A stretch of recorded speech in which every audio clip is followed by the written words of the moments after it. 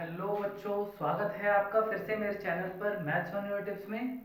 जैसे मैंने कि आपके लिए पिछली वीडियो जो बनाई थी वो थी 7.4 पे। उसके मैंने काफ़ी क्वेश्चन भी कराए थे, कोशिश करी थी कि आपका बिल्कुल कंसेप्ट क्लियर हो जाए। तो उसी को आगे बढ़ाते हुए हम आज एक्सरसाइज करेंगे पार्शियल फ्रैक्शन वाली। ये भी आपकी बहुत इंपॉर्टेंट एक्सरसाइज है। 7.4 7.5 में क्या डिफरेंस है वो भी मैंने आपको पिछली वीडियो में बताया था। अगर आपने वो वीडियो नहीं देखी है तो पहले आप वो वीडियो देखिए, फिर इसको देखिए, आपके लिए ज़्यादा अच्छा रहेगा। चलिए शुरू करते हैं। पार्शियल फ्रैक्शन, तो पार्शियल फ्रैक्शन के कुछ रूल्स होते हैं।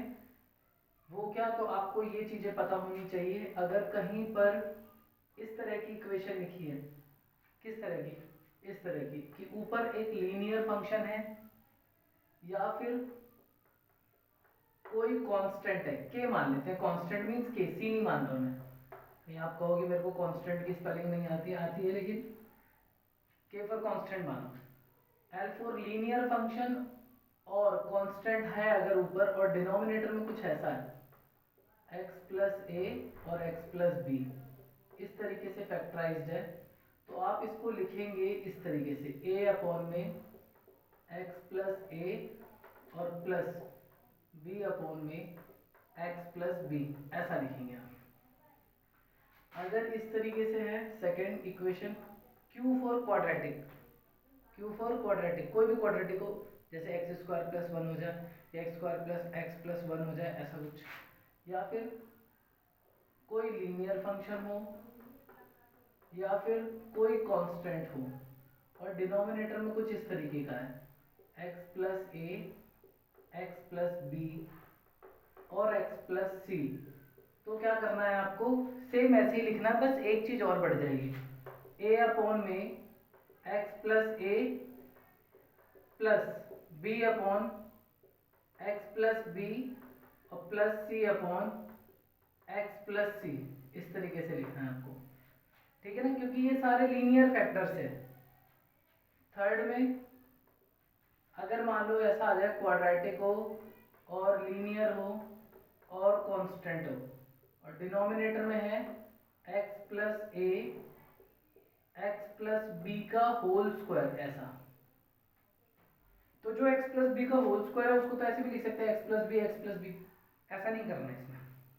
अगर होल स्क्वायर है तो आपको इस तरीके से लिखना है इसे, a अपॉन में x प्लस ए, b अपॉन में x प्लस बी और c अपॉन में x प्लस बी का होल स्क्वायर, ऐसे इस तरीके से लिखना है आपको। अगर यही क्यूब होता तो एक बार और लिखता मैं इसको, यानी कि d अपॉन में x प्लस बी का होल क्यूब, यानी एक एक करके खुलता हुआ जाएगा ये।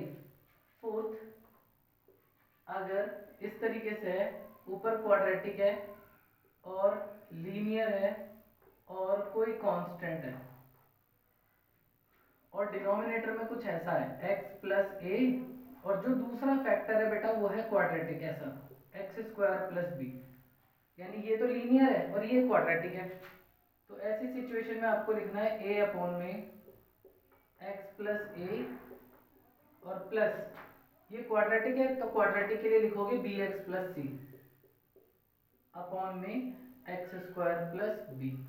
और एक मैं स्पेशल फॉर्म बता रहा हूँ आपको बेटा, ये वाली, कि अगर मान लो ऊपर क्वाड्रेटिक है इस तरीके का, यानी x square plus a x square plus b और एक्स स्क्वायर प्लस सी, इस तरीके की फॉर्म में इंटीग्रेशन दे रखा है, तो आप यहाँ पर क्या करोगे, लेट करोगे, let x square equal to y only for partial fraction.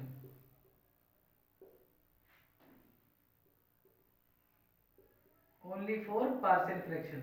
और इसको ऐसा लेट कर लोगे, अगर हम एक्स स्क्वायर को वाई मान लें तो ये वाली चीज किस तरीके से दिखाई देगी आपको, ये कुछ ऐसी दिखाई देगी, वाई प्लस ए अपॉन में वाई प्लस बी और वाई प्लस सी। तो ये तो कुछ ऐसा बन गया पहले जैसे। तो हम इसको लिख सकते हैं ए अपॉन में वाई प्लस बी और प्लस बी अपॉन में वाई प्लस सी, कुछ ऐसा लिखना है आपको। ठीक है बच्चों, ये अभी अगर समझ नहीं आया तो मैं इस पर क्वेश्चन कराऊंगा आपको, तब आपको समझ में आ जाएगा। तो ये किस तरीके से करना है इससे रिलेटेड मैं क्वेश्चन करा दूंगा, देख लीजिए इसको।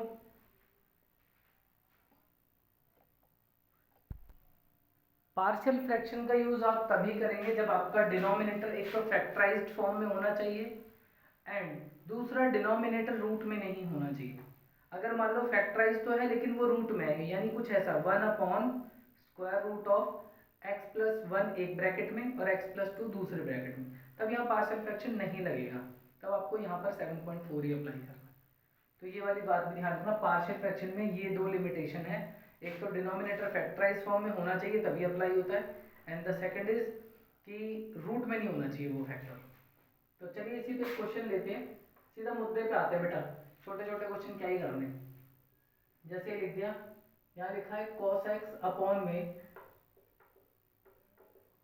sin x प्लस 1 और sin x plus 2।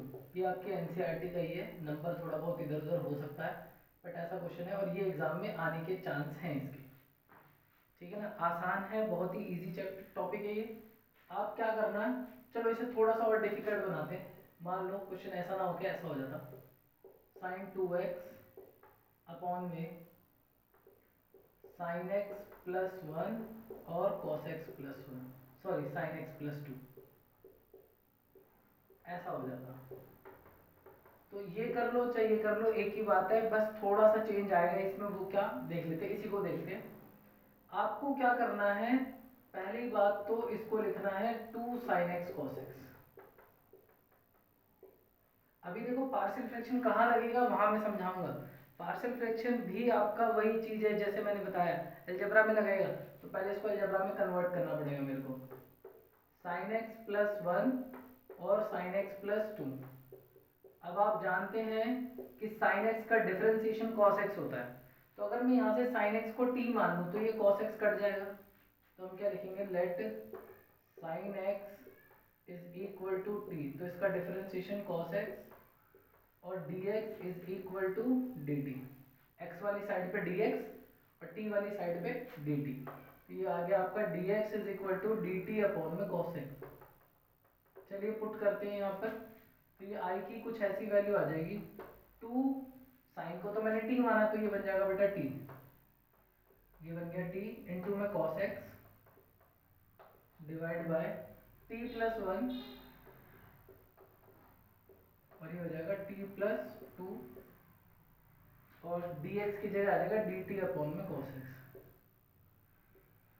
cos x से तो cos x कट गया और ये इक्वेशन आपकी कुछ ऐसी हो गई है, i is equal to integration 2t upon में t प्लस 1 और t प्लस 2। आप देखेंगे जो आपकी फर्स्ट फॉर्म लिखवाई है मैंने पार्शियल फ्रैक्शन की, ये उससे मिलता जुलता है ना, नीचे दोनों लीनियर फैक्टर हैं, ऊपर भी एक लीनियर है, तो यहाँ पर हम क्या कर देंगे, इसको लिखोगे आप ऐसे 2t अपॉन में t प्लस 1। आपका पार्शियल फ्रैक्शन का क्वेश्चन डायरेक्ट यहाँ से भी आ सकता है, सीधा ये लिखा होगा, तो आपको पार्शियल फ्रैक्शन का क्वेश्चन अगर यहाँ से तब तो सीधा ये स्टार्ट करोगे, लेकिन अगर यहाँ से तो पहले इसको यहाँ लेके आना पड़ेगा फिर पार्शियल फ्रैक्शन लगेगा। तो आपको पार्शियल फ्रैक्शन लगाना कैसे है, तो पहले तो इसको ही लिख लो 2t अपॉन में t प्लस 1 और t प्लस 2, और हम इस चीज को लिखेंगे क्या, ये वाला फैक्टर है, ऐसे लिखोगे a अपॉन में t प्लस 1 और प्लस b अपॉन में t प्लस 2। अब इनको सॉल्व करके a और b निकालना है।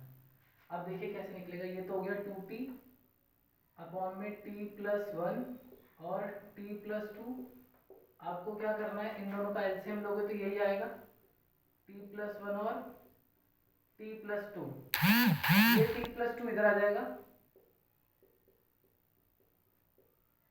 और ये t प्लस 1 इधर आ जाएगा। अब इससे तो ये कट गया, यानी यहाँ आ गया 2t is equal to a t plus 2 और प्लस b t प्लस 1। अब आप चाहो तो पीछे वाला मेथड भी लगा सकते हो कि भाई t इनको मल्टीप्लाई कर लो, t का कोफिशिएंट कंपेयर करा दो, एक इक्वेशन बना लो, फिर कांस्टेंट के इक्वल में 0 रख देंगे क्योंकि इधर कांस्टेंट ही नहीं है, जैसे पहले करवाया था मैंने। लेकिन यहाँ पर आप ऐसा भी कर सकते हो कि अगर मुझे a की वैल्यू निकालनी है तो मैं b वाले पार्ट को क्यों ना 0 बना दूं। अब b को 0 बनाना है तो उसके लिए इस चीज को 0 बना देते हैं हम। तो मैं ऐसा t क्या पुट करूं कि ये 0 बन जाए। तो आपको ये देखना है ये 0 तब बनेगा जब t की वैल्यू -1 पुट कर दिया जाए। अगर t मेरा -1 हो जाए तो -1 और +1 0 हो जाता है। तो हम यहाँ पे यही करेंगे, put t is equal to -1। पूरी इक्वेशन में t की जगह -1 डाल दो तो हो जाएगा 2 इंटू में -1 इज इक्वल टू में a -1 प्लस में 2 और प्लस b -1 +1। जितने भी t थे हर जगह -1 आ गया। तो ये तो हो जाएगा आपका -2 इज इक्वल टू ये हो जाएगा सीधा a और ये बन जाएगा 0। तो इस हिसाब से t a की वैल्यू मिल गई हमें कितनी, -2। अभी हमने जब a निकालना था तो b को 0 कर दिया, अब हमें b निकालना तो a को 0 कर देंगे। अब समझ ही गए होगे आपको t क्या पुट करना चाहिए। तो अगर मैं t की जगह -2 डाल दूं तो -2 और +2 दोनों 0 हो जाते हैं। तो put t is equal to -2, t की जगह आपके -2 डाल दो तो ये हो जाएगा 2 -2, ये तो 0 हो जाएगा। क्या ही पुट करके दिखाऊं मैं आपको, है ना। यहाँ -2 डालोगे तो ये पूरा 0, यहाँ पुट कर दो -2 तो हो जाएगा b -2 + 1 तो ये आ जाएगा -4 इज इक्वल टू -b और b की वैल्यू आ गई 4। तो अभी हम b भी निकाल चुके हैं, a भी निकाल चुके हैं। अब करना है हमें इंटीग्रेशन। इसको लिख लीजिए, मिटा देता हूँ। ये वाला क्वेश्चन आप खुद करके देखना, यहाँ भी वही करना है सीधा। इसको जैसे इसमें खोला है हमने, इसमें खोलने की कोई जरूरत नहीं है, सीधा साइन को t मानो ये कट जाएगा। आप इसको फटाफट उतार लीजिए, मैं इधर मिटा के करूँगा। ठीक है बेटा, लिख लीजिए। चलिए देखते हैं, शुरू करते हैं। अब हमें इंटीग्रेशन करना किसका था, इसका इंटीग्रेशन करना था। अब ये वाली चीज देखो, ये चीज आपकी सेम टू सेम ये रही, है ना। और मैं इस चीज को ये लिख सकता हूँ। तो यानी कि अगर मुझे इसका इंटीग्रेशन करना है तो मैं इसका इंटीग्रेशन कर दूं, एक ही बात है। तो हम यही करेंगे, i is equal to integration, a की वैल्यू कितनी है, a की वैल्यू -2 तो यहाँ पे -2 डाल दो, -2 अपॉन में t + 1 और ये dt और प्लस b की वैल्यू कितनी है, b की वैल्यू है 4, यहाँ 4 डाल दो, 4 अपॉन में t + 2 और ये dt। तो i इज इक्वल टू -2 तो बाहर आ गया। t + 1 का इंटीग्रेशन क्या होगा, तो जिस तरीके से 1/t का इंटीग्रेशन log t होता है, उसी तरीके से 1/t + 1 को आप log t + 1 लिख सकते हो। ठीक है ना। लेकिन ये तब तक लिख सकते हो जब तक कि नीचे लीनियर है। अगर नीचे लीनियर नहीं है, मान लो अगर ऐसा है तब क्या लिखेंगे, ये भी तो लीनियर ही है 2t + 1, तो क्या लिख सकते हैं इसको, आप बिल्कुल लिख सकते हो। इसको लिखो log 2t + 1। लेकिन आपको इसका, इसमें देखोगे t का जो भी कॉफिशिएंट है वो आपको डिनोमिनेटर में लिखना पड़ेगा 2, ऐसे। बस ये कंडीशन होती है। और तीसरी बात, क्या ऐसे है तब क्या करें, t² + 1, तो क्या अब ऐसे लिख सकते हैं log t² + 1, तो बिल्कुल नहीं लिख सकते। क्यों, बिकॉज ये है क्वाड्रेटिक। मैंने क्या बोला, ये log वाला फंडा तभी लगेगा जब नीचे लीनियर होगा। तो इस चीज को ध्यान से करना बेटा सॉल्व, कि कहीं आप यहाँ भी log लगा दो कि भाई सर ने तो वहां log लगा दिया था, नीचे है, तो ऐसे log नहीं लगेगा। ठीक है बेटा,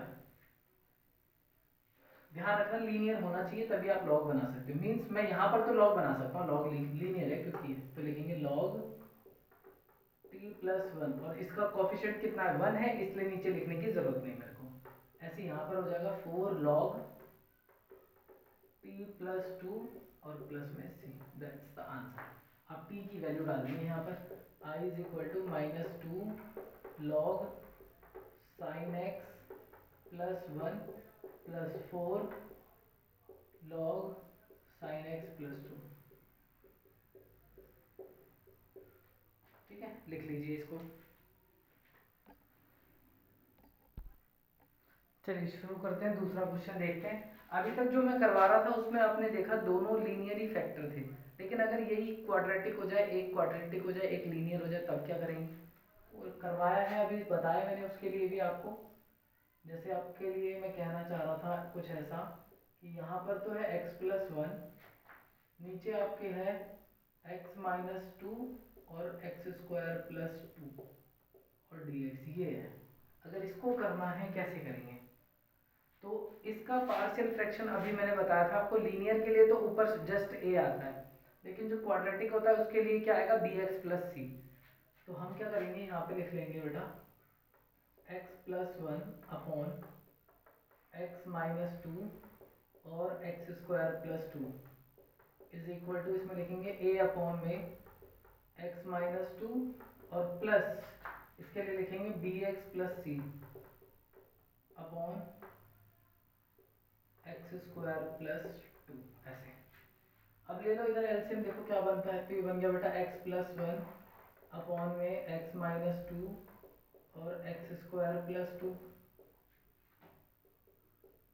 a x² + 2 और प्लस bx+c, ये इधर आ जाएगा तो x-2 और होल डिवाइडेड बाय x-2 और x² + 2।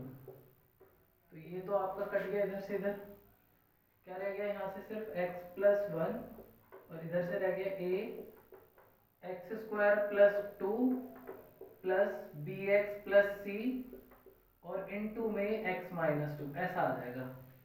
अब आपको a, b और c तीनों वैल्यूज निकालनी है। अब ये कैसे निकलेगी, तो पहले a के बारे में सोचते हैं, यानी कि अगर ये पूरा जीरो बन जाए किसी तरीके से तो a निकल जाएगा। तो आप जानते हो अगर इसको भी जीरो बनाना है तो मुझे इसको ही जीरो कर देना बस। इसके जीरो होते ही, क्योंकि ये मल्टीप्लाई होगा इससे, सारा जीरो बना देगा, यानी x की वैल्यू 2 डाल देते, पुट x = 2। जैसे x की जगह 2 डालोगे ये हो जाएगा 3 इज इक्वल टू, यहाँ 2 डाल दो तो 2 का स्क्वायर कितना होता है बेटा 4, तो 4 + 2 हो जाएगा 6, ये हो गया 6a।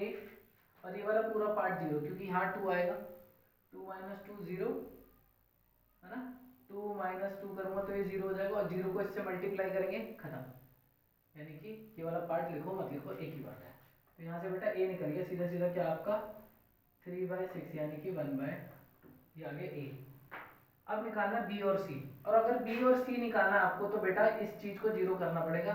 और आप देखोगे हमारे पास कोई भी ऐसी रियल वैल्यू है ही नहीं जिससे ये जीरो बन सके। तो अब ऐसी सिचुएशन में क्या करें भाई, फंस गए हम तो, फंसे नहीं है। देखो क्या करते हैं, एक काम करते हैं, x की जगह जीरो डाल देते हैं, पुट करो, देखो दिखाते हैं आपको जुगाड़। पुट x = 0, x की जगह जीरो डालो। जैसे आप यहाँ जीरो डालोगे ये बनेगा 1, यहाँ पे जीरो डालोगे तो ये बन जाएगा 2a, प्लस यहाँ जीरो डालोगे तो b खत्म, सिर्फ c बचेगा, और यहाँ जीरो डालोगे तो क्या बचेगा -2। तो ये आ गया आपका 1 = 2। a की वैल्यू मैं ऑलरेडी निकाल चुका हूँ 1/2, यहाँ डाल दो 1/2, ये बनेगा -2c से कटेगा आपका आ गया यहाँ पे 1 = 1 - 2c।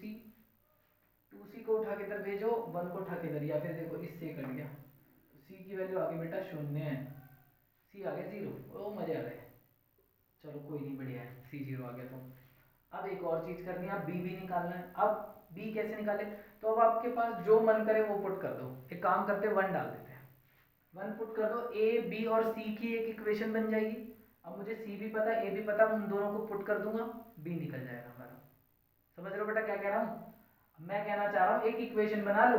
अब अगर कुछ नहीं हो रहा हमसे तो हम क्या करेंगे, कुछ भी पुट कर देंगे, छोटा आसान सा नंबर, जिससे क्या बन जाए, एक इक्वेशन बन जाए, और उस इक्वेशन में मैं a और c की वैल्यू डाल दूंगा, जिससे क्या मिल जाएगा आपको, b की वैल्यू पता चल जाएगी।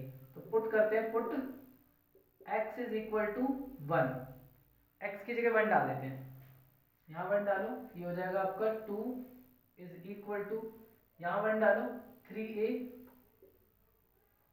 प्लस यहाँ 1 डाल दो b + c,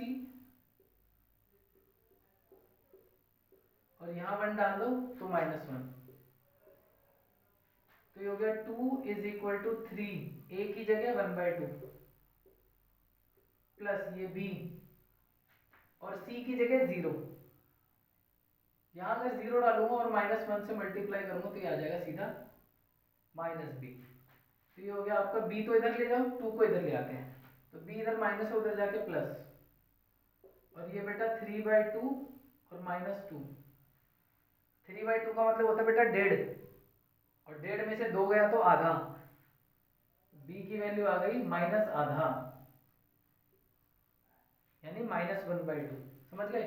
a b और c तीनों चीजें निकल गई। तो आपको किसी भी तरीके से जुगाड़ लगा के कैसे भी आपको a b c निकालना है, चाहे कोएफिशिएंट कंपेयर करा के निकालो, चाहे जीरो बना के निकालो, चाहे इक्वेशन बना के निकालो। a b c निकलने के बाद इंटीग्रेट किसका करना है? इसका नहीं करना, इंटीग्रेट करना है इसका।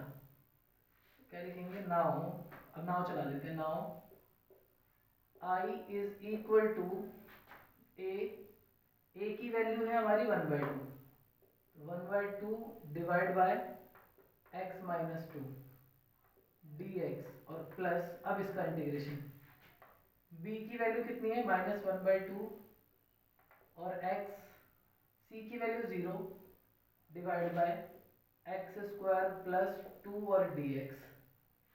तो इसमें तो क्या करो, 1/2 रखो बाहर, आपको बेसिक इंटीग्रेशन लगाना है यहाँ पे, x माइनस 2 dx, और इधर क्या हो जाएगा? -1/2 रखो बाहर, इंटीग्रेशन x अपॉन में x² प्लस 2 dx। ये तो हो गया, लॉग बन गया। लेकिन इसको कैसे करें?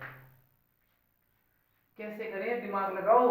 तो आपको दिख रहा होगा, इसको t मान लो, ऊपर कट गया, क्योंकि x² का डिफरेंशिएशन 2x होता है, और x से x कट गया, 2 तो कांस्टेंट है, उसको तो बाहर निकाल देंगे, देख लेंगे उसे तुम, और 2 का तो 0 हो जाता। तो एक काम करेंगे, इसको नहीं मानेंगे, पूरा मान लेंगे, पूरा t लेट कर लो, let x² plus 2 is equal to t। तो इसका differentiation 2x, dx is equal to dt, और dx की वैल्यू बेटा dt अपॉन में 2x, ये आ गया। अब पुट कर दो इसमें वैल्यू, तो i की value 1/2 integration 1/x minus 2 dx, फिर -1/2 इंटीग्रेशन x अपॉन में t dot dt by 2x। ऐसा x की वैल्यू x, इसकी जगह पर t, और dx की value dt upon 2x। x से तो x कट गया, i की value 1/2 integration 1/x minus 2 dx, ये 1/2 और ये 2 मिलके हो गया 1/4 इंटीग्रेशन 1/t dt। अब कर दो, ये हो गया बेटा i is equal to 1/2 log x minus 2 minus 1/4, ये हो जाएगा लॉग t, और प्लस में c, और अब यहाँ पे t की वैल्यू डाल देंगे। t कितना हमारा? x² plus 2। तो finally you got 1/2 log x minus 2 minus 1/4 log x² plus 2 और प्लस में c। This is the final answer. I hope समझ में आ गया होगा बेटा आप लोगों को। कोई बहुत बड़ा खेल नहीं खेलना है, इसमें भी बहुत इजी है, बस आपको पहचानना है कि इसको पार्शियल फ्रैक्शन किस तरीके से तोड़ेगा। अगर वो जो शुरू में 5 रूल्स लिखवाए ना, वो अपने ध्यान से सुन लिए और देख लिए और समझ लिए, क्वेश्चन तो रुकना ही नहीं है भाई, पेपर में चलते जाएगा बिल्कुल। लिख लो।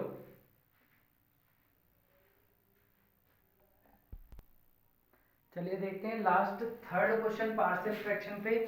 मैंने बताया था जो 5वीं प्रॉपर्टी है वो किस तरीके से अप्लाई करनी है, वो भी आपका इंपॉर्टेंट क्वेश्चन है। देखिए बुक में आपके ना एक एग्जांपल दे रखा है, x² प्लस 1, x² प्लस 2 और x² प्लस 3। मैं बेटा आपको रिवीजन के लिए करवा रहा हूँ, ये सब कुछ आपके एग्जाम की रिवीजन के लिए करवा रहा हूँ। तो मैं पूरी एक्सरसाइज तो करा नहीं पाऊंगा, लेकिन मैं आपको जो मोटे मोटे इंपॉर्टेंट क्वेश्चंस हैं वो कराऊंगा जो एग्जाम में आते हैं। जैसे पीछे 2 करा दी मैंने आपको, देखो दोनों लीनियर का करा दिया कि अगर नीचे दोनों लीनियर हुए क्या करना है आपको, अगर एक लीनियर एक क्वाड्रेटिक है तो क्या करना है, अगर पूरा ही क्वाड्रेटिक है तो क्या करना है। तो मैंने अभी बताया था आपको, कभी इस तरह का क्वेश्चन दिखेगा कि सब में आपको क्वाड्रेटिक टर्म दिखें, तो आपको लेट कर लेना है, let x² equal to y only for partial fraction, only for pf। तो इस चीज को अब मैं क्या लिख सकता हूँ, अगर एक्स स्क्वायर मेरा वाई है तो मैं इसको लिख सकता हूँ बेटा y plus one, y plus two और y plus three is equal to, अब दूसरी साइड पे क्या करूंगा, इसमें लगा दो पार्शियल फ्रैक्शन। ये तो आपकी फर्स्ट वाली फॉर्म है जैसा पहला क्वेश्चन कराया अभी मैंने आपको। तो यहाँ लिखेंगे a upon y plus two और plus b upon y plus three. चलिए सॉल्व करके a और b निकालते हैं। y plus one, y plus two और y plus three is equal to y plus two, y plus three, ये इधर चला जाएगा तो a वाई प्लस थ्री और ये इधर आएगा तो plus b y plus two. इससे तो ये कट गया आपका। यहाँ आएगा आपका y plus one is equal to a y plus three plus b y plus two, ऐसा आ जाएगा। अब a और b निकालना है तो यहाँ तो आसानी से निकल सकता है। अगर a निकालना तो b को जीरो बना देंगे, b निकालना तो a को जीरो बना देंगे। Put y is equal to क्या डाल देते हैं, माइनस टू डालो। तो यहाँ माइनस टू डालोगे तो आएगा minus two plus one is equal to a minus two plus three, और यहाँ डालोगे तो जीरो। तो यहाँ आ गया बेटा minus one is equal to a, तो a की वैल्यू माइनस वन आ गई। अब b निकालते हैं तो put y equal to b के लिए इसको b निकालना ना बेटा, हाँ तो इसको जीरो बनाते हैं। तो माइनस थ्री पुट कर दो, put y equal to minus three, यहाँ पे माइनस थ्री डालेंगे तो माइनस थ्री प्लस वन, ये वाला टर्म आपका zero, b minus three plus में टू, तो ये जाएगा minus two is equal to minus b, और b की वैल्यू आ गई टू। तो चलिए बेटा यहाँ से मैं b भी निकाल चुका हूँ, a भी निकाल चुका हूँ। इंटीग्रेट किसका करना है, इस वाले का। तो लिखेंगे i is equal to integration, a की वैल्यू कितनी है minus one, y plus two, तो y कितना था हमारा एक्स स्क्वायर, तो लिखेंगे एक्स स्क्वायर प्लस टू और dx, यानी कि y को वापस से कर देंगे यहाँ पर एक्स स्क्वायर, और अब यहाँ भी करेंगे तो ये आ जाएगा टू अपॉन में एक्स स्क्वायर प्लस थ्री और dx। अभी देखो यहाँ 7.4 लग गया आपका x square plus a square वाला, माइनस वन अपॉन इसको लिख सकते हैं रूट टू का स्क्वायर और प्लस एक्स स्क्वायर, और प्लस इसको लिख सकते हैं हम रूट थ्री का स्क्वायर और plus x square. I is equal to minus one upon a square plus x square कितना होता है, तो वन अपॉन ए टेन इनवर्स एक्स अपॉन ए, यहाँ लिख सकते हो आप माइनस वन अपॉन ए टेन इनवर्स एक्स अपॉन ए, और ऐसे यहाँ लिख सकते हैं हम वन अपॉन में ए टेन इनवर्स एक्स अपॉन में ए। ये जो टू लिखा बेटा ये वाला टू है, और ये जो माइनस लगा ये वाला माइनस है, और प्लस में सी, दैट्स द आंसर। तो देखो इतने आसान क्वेश्चंस हैं, बहुत आराम से कर सकते हो आप, बहुत इजी है। लिख लीजिए इसको।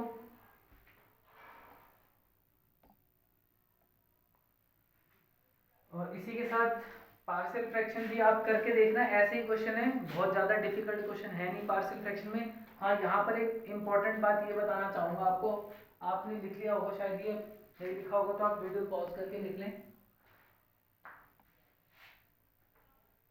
ये इम्पोर्टेंट बात बताना चाहूँगा बेटा, कई बार ऐसा भी आ जाता है, जैसे देखिए यहाँ लिखा होगा x cube plus x square plus one plus मतलब एक्स प्लस वन, ऐसा लिखते हो, और डिनोमिनेटर में है वो ऐसा कर देगा एक्स प्लस वन और एक्स प्लस थ्री। ऐसी सिचुएशन में क्या करा जाए, तो आप देखेंगे यहाँ पर कितना है पावर, सबसे बड़ी पावर है तीन, और अगर मैं इसको सिंप्लीफाई कर भी दूं तो इसकी सबसे बड़ी पावर कितनी आएगी, टू।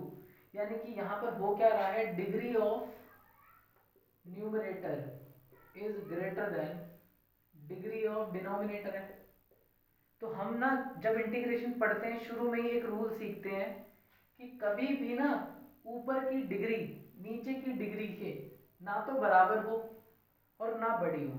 कहने का मतलब मेरा ये है कि हमेशा डिनोमिनेटर की डिग्री बड़ी होनी चाहिए, यानी डिनोमिनेटर में पावर ज़्यादा होनी चाहिए, ऊपर नहीं होनी चाहिए। कभी भी ऐसी सिचुएशन आती है तो आपको सबसे पहला काम ये करना है कि आपको न्यूमरेटर को डिनोमिनेटर से डिवाइड करना है, और आप डिवाइड करके जो यहाँ पर बचेगा उसको बोलेंगे हम QX, जो यहाँ बोलेगा उसको बचेगा उसको बोलेंगे RX। इसी चीज को डिवाइड करने के बाद आप ऐसे लिखोगे I is equal to integration of QX, यानी कि यहाँ पे जो भी बचेगा वो लिख दो, फिर प्लस, फिर लिखोगे ऊपर RX, और फिर आप वापस से यही चीज लिख दोगे x प्लस 1 अपॉन में x प्लस 3। और आप यहाँ पर इंटीग्रेशन बांट देना, यानी कि एक जगह कर देना QX का इंटीग्रेशन, यानी इस वाले हिस्से का, इस वाले हिस्से का इंटीग्रेशन, और दूसरी जगह कर देना आप इस वाले का integration, RX upon x plus 1 और x प्लस 3 dx। ठीक है ना, आप ऐसा कर देना और यहाँ पर लगा देना पार्शियल फ्रैक्शन, इसको I1 मान लेना, इसको I2 मान लेना। जो आपका I2 वाला पार्ट है उसमें लग जाएगा पार्शियल फ्रैक्शन, और ये आपका इजीली सॉल्व हो जाएगा। ठीक है ना, तो ऐसे क्वेश्चन भी आपकी एक्सरसाइज में देखेंगे कि जहां पर ऊपर की डिग्री नीचे की डिग्री की या तो बराबर होगी, या ऊपर की डिग्री बड़ी होगी, नीचे की डिग्री छोटी होगी। तो आपको दोनों सिचुएशन में डिवाइड करना है, पहले इस फॉर्म में लिखना है, और उसके बाद आप सॉल्व करना शुरू करोगे। तो इसके साथ ही हमारा पार्शियल फ्रैक्शन भी खत्म होता है। अब जो इम्पोर्टेंट एक्सरसाइज और आपकी एक्सरसाइज में है, मतलब चैप्टर में है, वो है 7.11। तो अभी मैं आपको अगली वीडियो फिर दूंगा थोड़ी देर में, मतलब आपकी ये समझ लीजिए अगली वीडियो जो आएगी हमारी वो इसी पे आएगी 7.11 पे। तो 7.11 के लिए डेफिनेट इंटीग्रेशन के आपको प्रॉपर्टीज वगैरह याद होनी चाहिए। उसी प्रॉपर्टी में एक प्रॉपर्टी मैं आपको कराऊंगा जो कि मोस्ट इंपॉर्टेंट प्रॉपर्टी है, जिसको हम 98% बोलेंगे, मींस वहां से आपका एक क्वेश्चन डेफिनेटली फंसेगा। उस एक्सरसाइज को अभी करेंगे हम, और देखेंगे कि कितना आसान है वो भी, और वहां से क्वेश्चन पक्का आना है बेटा पेपर में। ठीक है ना, तो तब तक के bye, good night, take care, और रिवीजन करते रहें बेटा अपना।